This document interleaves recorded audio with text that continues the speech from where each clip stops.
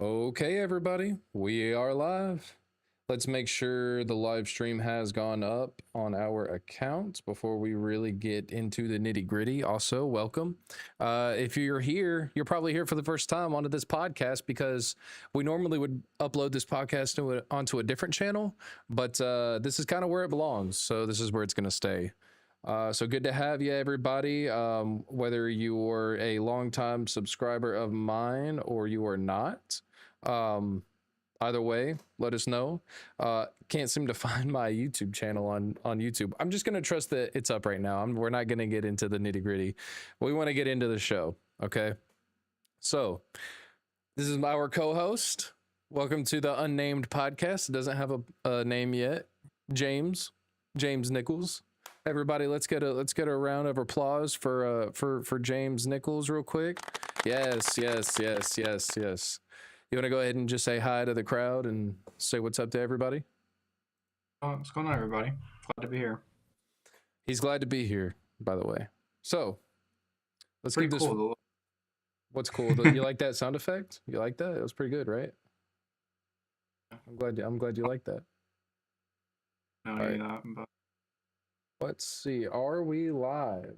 Are we currently live? Well, I see it on our channel. However, it does not look as though we are actually live. Sorry, everybody. Give me just 1 minute while we get this going. I want to make sure you guys can actually see me before we really get into it, because I'd hate to just be talking to a camera and nobody actually hears what we're saying. Okay, yep, we're good to go. Okay, we're live. So today, everybody, we have a handful of interesting topics to get to. Now, if you're unfamiliar with our show and what we do here, we mostly talk about the news and we give our political opinions sometimes. You know, we'll sprinkle some political opinions in there. For the most part, we try to keep it news and fact-based for the most part. And we have some pretty big stories that we want to talk to you guys about. I think one of the most important stories that is going on right now, if you live in the United States, is the government shutdown. Okay. I'm sure everybody in here knows that the government is currently shut down. Now, do you understand why the government is shut down is the question. So this is an article that was written by CBS today at 4:22 p.m., which was approximately Eastern EDT. So that was approximately 3-ish hours ago. Okay. The 2025 federal government shutdown stretched its second day on Thursday with no signs of an imminent resolution as Republicans and Democrats traded accusations of who to blame for the funding lapse. President Trump said he would be meeting with Russ Vought, the head of the Office of Management and Budget, to see which programs Vought recommends to be cut. The White House moved to pause or cancel billions in funding for projects in blue states on Wednesday. Sheesh, I'm really showing my southern accent right there, aren't I? Ramping up pressure on Democrats. The Senate adjourned without voting on Thursday in observance of the Yom Kippur holiday. Yom Kippur, however you say that. Senators remain divided over a House bill to extend funding for 7 weeks, with Democrats demanding an extension of healthcare tax credits and restrictions on the president's ability to unilaterally rescind funding. Okay, so this is something that oh, we lost you guys. This is something that, depending on who you talk to, they're going to tell you a different reason as to why this is happening right now. Okay, so people on the right are going to tell you that what it is the Democrats essentially want Medicaid and the ACA to benefit illegal immigrants. Okay, that is essentially what you're going to hear from Republicans. And you have a lot of Democratic leaders who aren't necessarily saying they don't support it. What they'll tell you is they support healthcare for everyone who needs it. And now that's a noble cause, right? But actually doing that is something different. What the Democrats will tell you about the Republicans is that they want to get rid of the ACA. They don't want to re-sign it. And they essentially want to take away healthcare from millions of Americans. Now, obviously, just like a lot of other things, the answer's in the middle, okay? Obviously, both sides are to blame. When a government shuts down, you know, I will say the Republicans do have control of the House, the Senate, and, you know, obviously the president. Okay, so they control all three of the major key parts when it comes to passing bills. However, That doesn't necessarily mean that this is all on the Republicans. Okay. So I just wanted to throw that out there before we get into this next news story. Okay. So leave your comments on what you think about that specific instance. Let us know, because I'm curious what you have to say. And we will, like I said, give our opinions on that at the very end. All right. Our next story. Trump gives Qatar unprecedented security guarantee after Israeli attack. Okay, so what does that mean?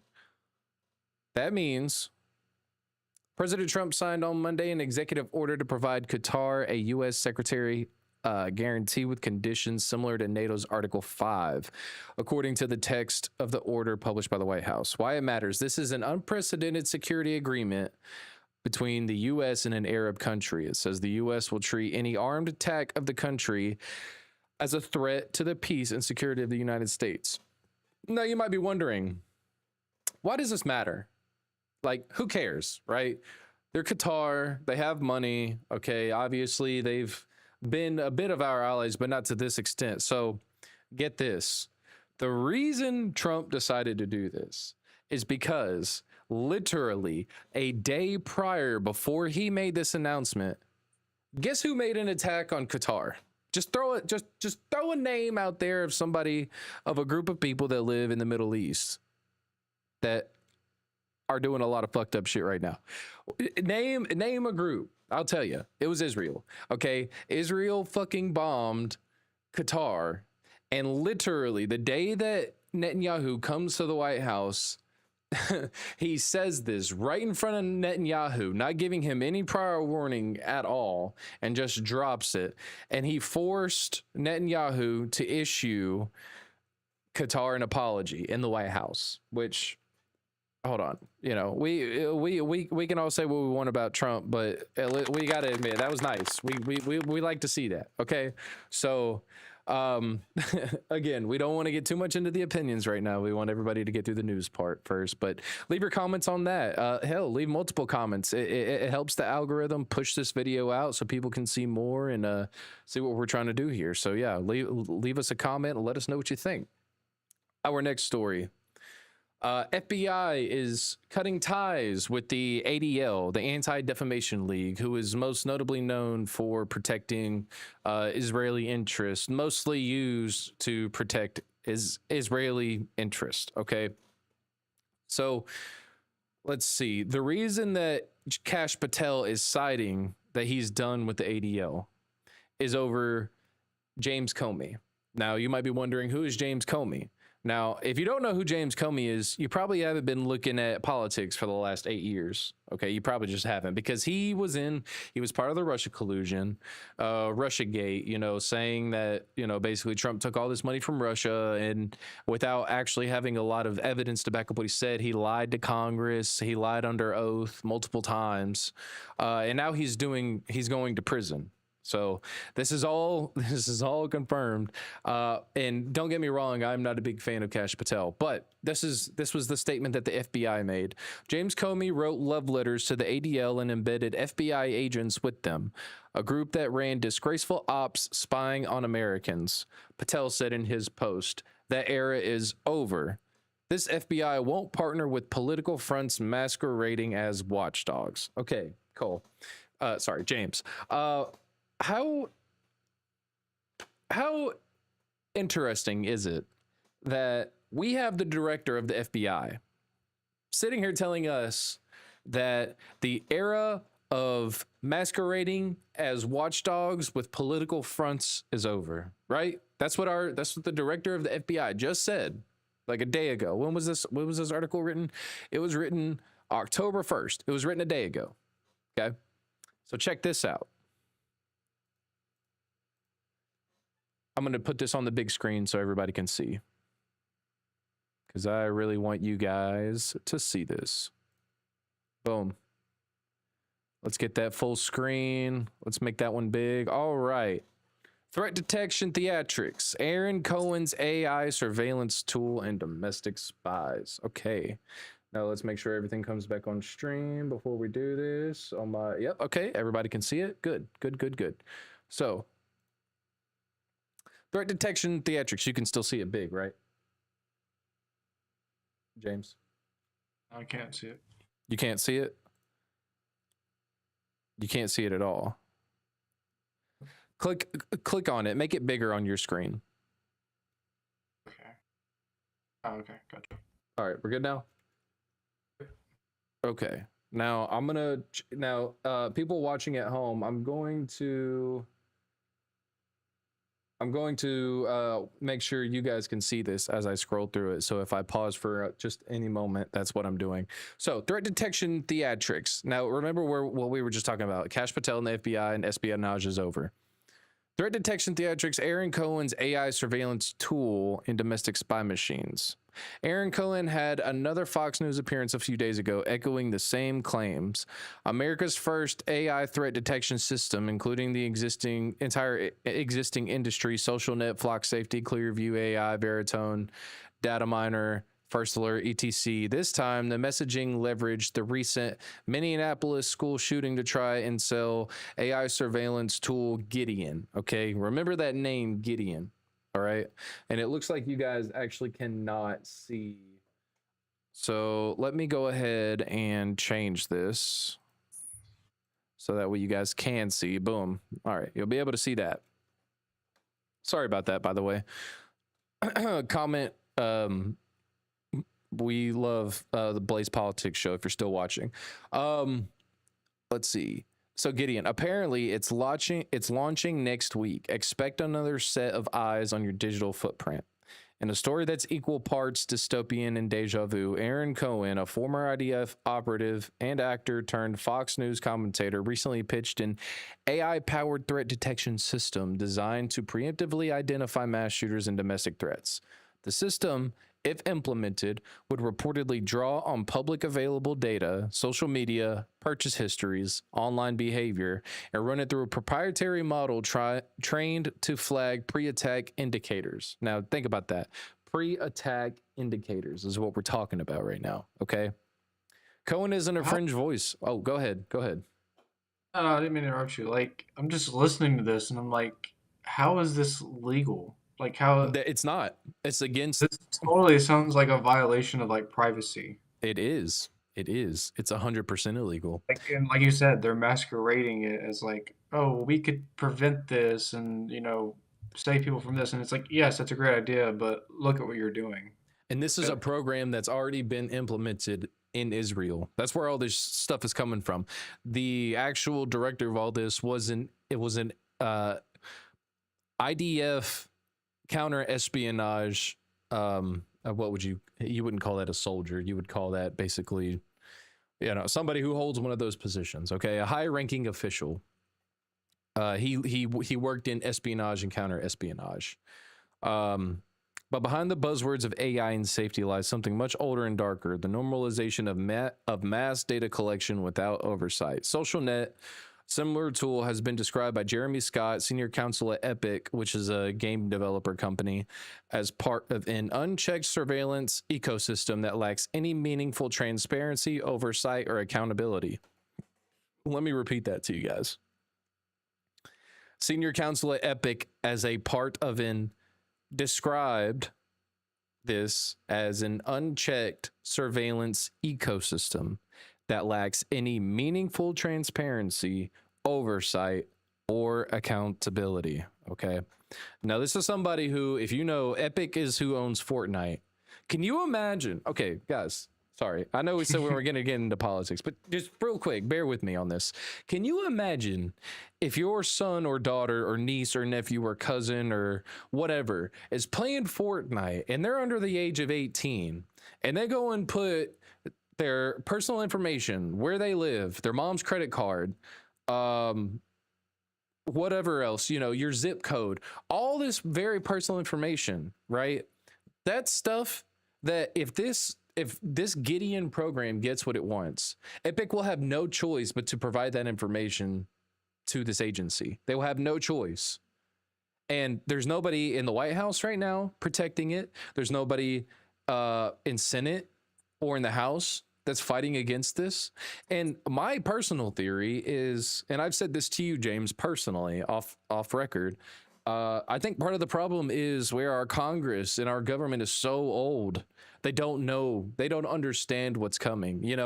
I gave Trump praise earlier. Now I'm going to give him some not praise. If you're on Twitter, if you're on what's his app called? Truth Social. If you're on Truth Social, you will see the shit that Donald Trump posts, and a lot of it, he posts AI shit to troll people.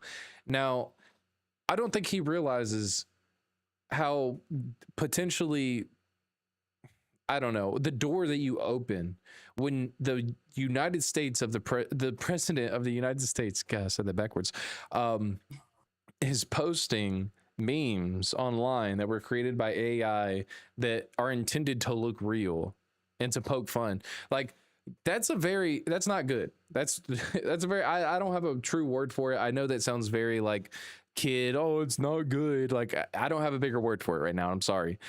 Because I haven't given this issue much thought thinking like this. Just reading through this, it made me realize how serious that could be. I mean, really, right now it's all funny games, but who's to say that, in the future that people aren't posting AI videos in an effort to make you believe something is real that it's not, and it's highly believable, and you have no idea how to tell the difference. You know what I mean? You've got all this stuff going on in the world, and our president wants to post memes that are AI created in an effort to poke fun. I just, we're not gonna get into opinions yet, so I just wanted to throw that out there. So let's go ahead and get into our next story. We're gonna go ahead and get rid of this window capture. Let's open Discord back up and close this. By the way, if everybody's enjoying the stream so far, let's check the comment section, make sure we're not missing any comments. Okay, yep, we're good so far. If you guys are enjoying the stream, please do hit that like button. It helps us out in the algorithm a ton. We do have members if anybody feels like becoming a member, but subscribing also. Please, before you become a member, subscribe, all right? More than anything, before you do that, subscribe, please. And if you're watching from one of our shorts that we post, welcome, good to have you. Subscribe. Anyway, let's keep going. Trump unveils sweeping peace plan for Gaza that he says Israel accepts. Okay, so the reason I actually wanted to cover this story was because not long ago, Netanyahu was talking about leveling the Gaza Strip completely and turning it into a shopping mall. You remember talking about that, right, James? Yeah.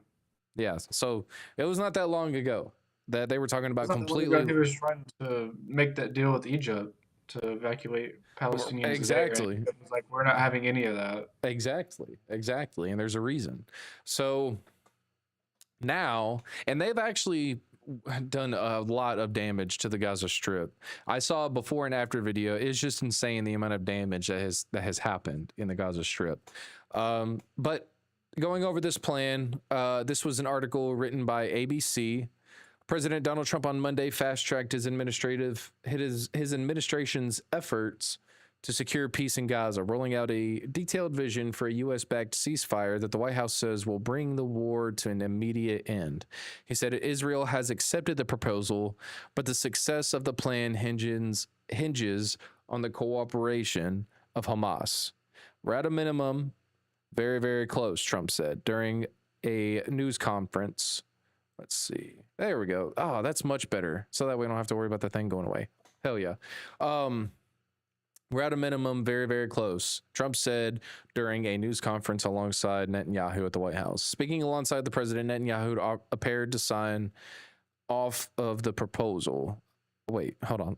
Speaking alongside the president, Netanyahu appeared to sign off on the proposal. Okay, so he agreed to it. I believe that today we're taking a critical step towards both ending the war in Gaza and setting the stage for dramatically advancing peace in the Middle East. Okay, so let's be honest. We've heard this story a bunch of times. The thing that I'm interested in is what are they going to do if Hamas decides they don't want to do that, because they've already assassinated multiple of their leaders, multiple of their, the people that are in charge over there. They've assassinated a ton of them. You know what I mean? So that's the thing about Hamas. Will they really ever go away? If you assassinate all the people at the top, and get rid of a lot of the soldiers. Is Hamas really going to go away? That's kind of the question that I have. Hamas did not immediately respond to comments from the president or the prime minister, but an official familiar with the negotiations said mediators had not yet fully briefed the group on the latest peace plan. Shortly before Trump and Netanyahu addressed the reporters, the White House released a 20-point plan which calls for the release of all Israeli hostages held in Gaza within 72 hours of Israel accepting the agreement. And this was written 3 days ago.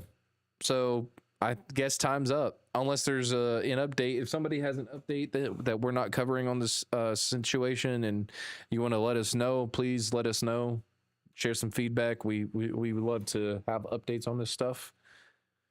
All right. So, what have we gotten through so far? We've gotten through Gideon. And there's a video I wanted to show you guys. But I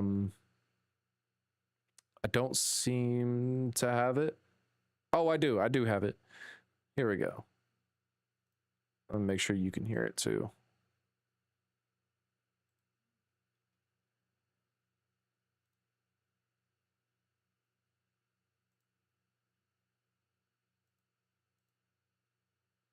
What the hell? Well, I want to go away. There we go. All right. Built to detect threats online before they become attacks. Aaron Cohen, Gideon AI trailer. Let's play it very quickly. Gideon is the first real-time AI system built to detect threats online before they become attacks. Anonymous networks flagging behavior, predicting danger. We don't get a second chance. Let's not miss the next one. 15 seconds, Aaron. You're talking about stopping mass shootings, attacks in Boulder before they start. Trace, I'm building the first AI-driven threat prediction platform for law enforcement. They're flying blind right now. I've got an elite team of engineers from Palantir. I've got law enforcement agencies lined up. 76% of these mass attackers posted some type of grievance online. This is America's early warning detection system. If you're a chief out there, reach out to me and get on my pilot. And if you're a VC, I'm about to open my seed round. Partner with me, and let's make America safe again and get cops the tools they need. All right. So did you hear that? All right. So that's the guy that wants to take your freedoms from you, by the way. Shutdown left critical U.S. infrastructure vulnerable Shut to the hell cyber up. attacks. Now, the cybersecurity... Nobody asked for your opinion. All right. Let's get this pulled back up. All right. So that's the guy that wants to take away your freedoms, by the way. That's the guy who's in charge of the Gideon program. And I highly encourage you guys, if you do not know what Palantir is, I highly encourage you guys to go do so. Okay, moving on. Russia has used drones to intimidate other countries in Europe, and who else? It was Sweden, Poland, Norway. That's just Europe. So you could just say Europe. He's basically terrorizing Europe with drones, okay? Because they don't know where these drones are coming from. There have been reports that some of them are Chinese espionage drones, but we're not going to make that claim because nothing is confirmed yet. I'm just giving you the things that people know, okay? So as far as these drones go, in September 2025, multiple Russian drones entered Polish airspace, prompting a swift response from NATO and raising concerns about regional security. On September 9th and 10th, 2025, 19 to 23 Russian drones reportedly crossed into Polish airspace, allegedly launched from Russia. This incursion triggered a quick reaction alert, leading the Polish Air Force and NATO allies to scramble aircraft to intercept the drones. Polish Prime Minister Donald Tusk, that's wild, Donald Tusk, described the situation as a direct threat and the Polish government invoked Article 4 of the NATO treaty, which allows for constituents among member states in response to perceived threats, which basically means they can get other countries involved if they want to.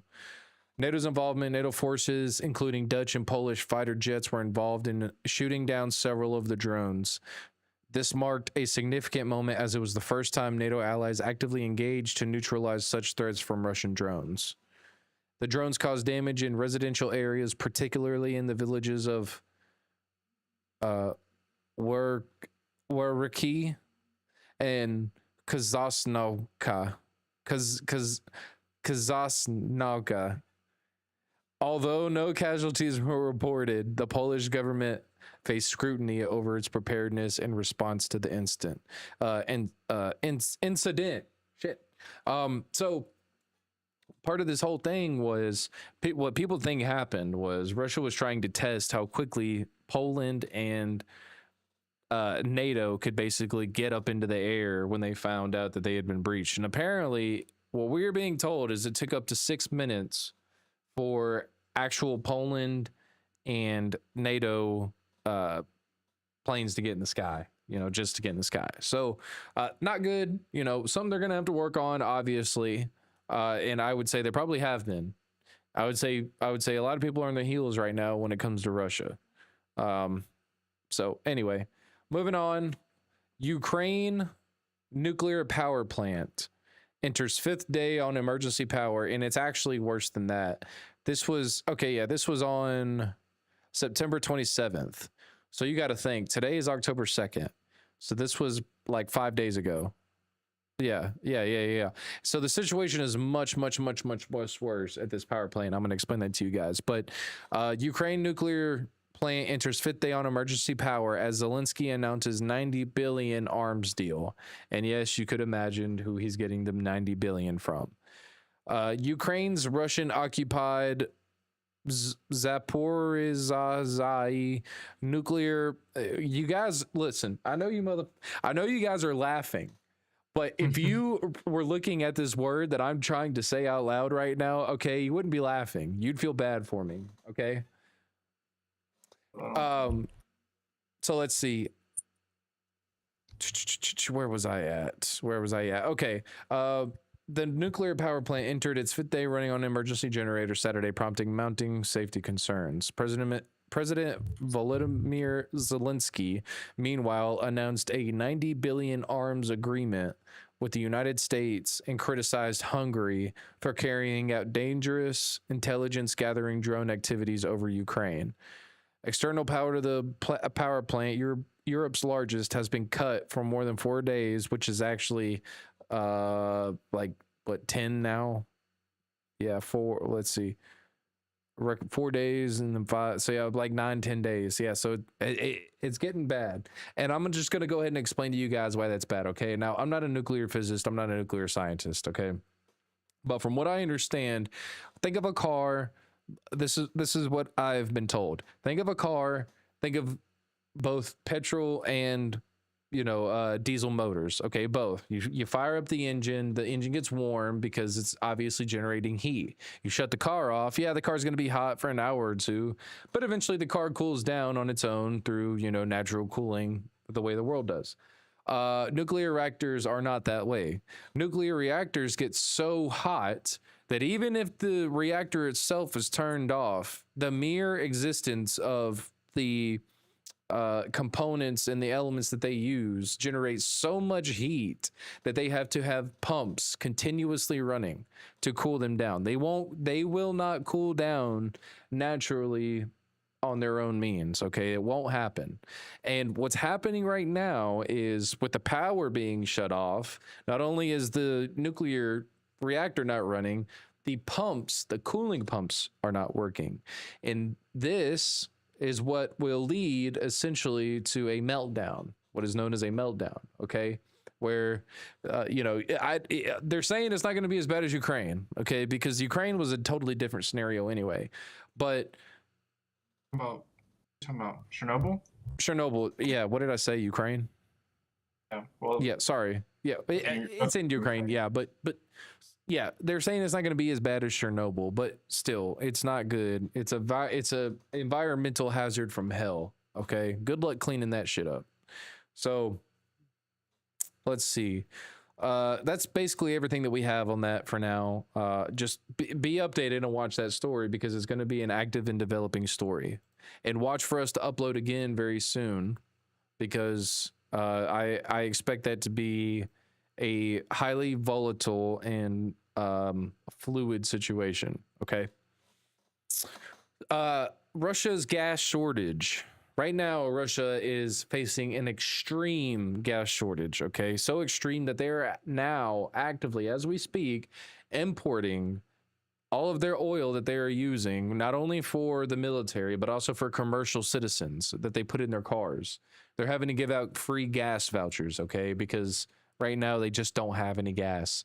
They've been importing all of their oil. It's expensive. It's expensive. And apparently they're buying it from China. And China's told them, look, we can only do this for a certain amount for so long. This isn't going to be you buy however much you want for how long as you want. This is a very limited thing that we're just trying to do to help you get by. Russia is set to import gasoline from Asia to offset a growing fuel shortage since Ukrainian attacks have disrupted nearly 40% of the country's oil refining capacity, it has been reported. Business Daily Commerçant said Russia will look to China and other allies in Asia for gasoline following Ukrainian drone and missile strikes on Russia refineries, some of which have been forced to halt production indefinitely. Berlin-based energy expert Thomas O'Donnell told Newsweek that Ukraine is now producing and successfully launching drones at oil facilities faster than Russia's able to repair them. So that's kind of what the situation that Russia is facing right now as far as it comes to Ukraine. And with them invading foreign airspaces, there's a chance they're going to have to be active on multiple fronts. Are they going to be able to do that if they have an oil shortage? I guess we'll have to find out. Hopefully we don't. While Russia's state media does not criticize the Kremlin, there is some leeway in its coverage of economic problems, and outlets have been reporting the long queues for service stations across the country that have caused motorists anger.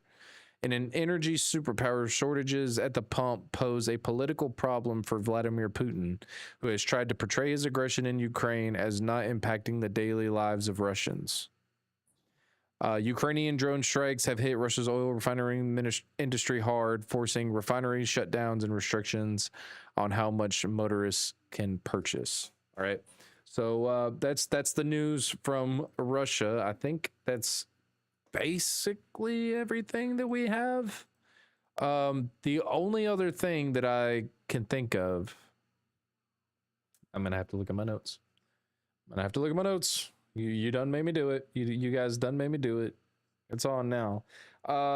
China preparing to invade Taiwan. Okay, now this is just an honorable mention. This is something that we have seen people talking about, but it's one of those things people have been talking about it for a while. Nobody really necessarily knows, but the reports are that they're gearing up for war in Taiwan.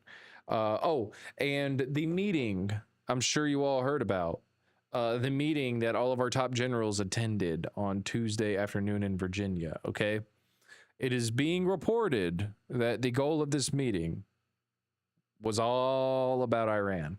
Okay, we have several tankers. I believe they're called tankers, refueling tankers, the ones who go up in the sky with the fuel tanks, so that way in case your plane needs fuel or your jet needs fuel, that's where you go. We have, I think it's 12 right now, heading toward Iran or around Iran. Okay, and this comes after basically Israel said, we're going to strike Iran. There is no ifs, ands, or buts about it. It's coming. They're continuing their nuclear program, and we don't like that. So we're going to strike. So that's what's being reported, and that's what everybody's saying. And we do have to say, this has never happened before. All these generals being called into one place for a big meeting like that, that's unprecedented. So they've got big plans. You don't do that just because, you want to have brunch on Tuesday afternoon. That's not what that's about. They didn't all drink mimosas and, pancakes and eat pancakes. You know what I mean? That's not what it was there. That's not what they were there for. So, Guys, that's everything that we got on the news as far as bringing you the facts and new information that we have. I fully anticipate us to possibly make a video either tomorrow, and it might be a solo. I don't know what James has got going on tomorrow. I'll be pretty busy tomorrow, but depending on what happens and how much support we get on this video, and if people want to see another one, then we'll try to get one out. Because a lot of this stuff is actively happening right now. Like the situations are probably going to be a lot different 24 to 48 hours from now. Okay, so I've talked a lot, James. For your friends that are watching, hopefully I didn't run them off and just talk their freaking heads off. You know, for all the people you're going to recommend this to, Cole's or James's friends. You guys are probably used to calling him either James or Cole. I don't know, but we're just going to refer to him as James. I hope you guys like the setup. We're very much in the Halloween spirit. You can see that light up there. If I turned it on, you'd probably be able to see it pretty good. You can't see it so good on my other setups, but Shut up. Jealous. yeah, I mean, this guy's my favorite. He's pretty sick. Just you guys wait till we break out the cat. No, it's not a cat. Well, we do have a cat. The cat is the light. We have a bat that we're going to debut. Okay. All right. When we get, I'll tell you what, when we get our first member, if we can get 20 subscribers or our first member of the channel, which is like $5 or whatever, we'll bring out the bat for the next stream. All right. And one of these guys will get replaced. I'm thinking this guy's going to get replaced. I like him. He doesn't have enough going on. He needs to be brighter. We need some more light there. But yeah.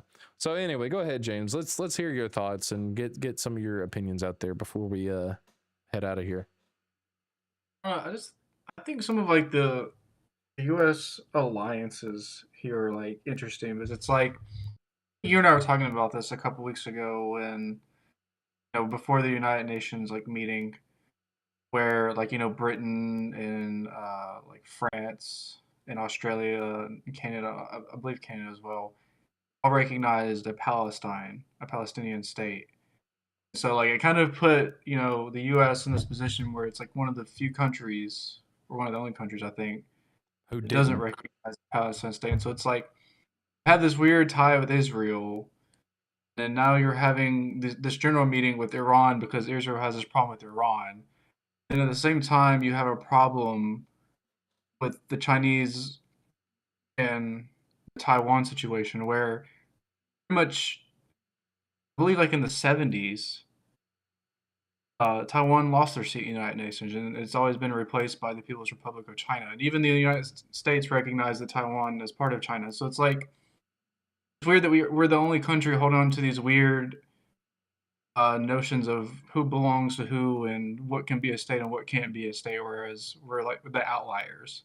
It puts us in this weird strategic thing. I'm glad you mentioned that because that's an honorable mention. I forgot to tell you guys that I believe it was France, Germany, a lot of European countries in the surrounding areas this previous week. I don't believe it was this week. It was last week. They all recognized the Palestinian state basically over Israel. You know what I mean? So, and like James said, it's this conflicting interest where, we align with foreign countries, but we apparently align with Israel more than anybody.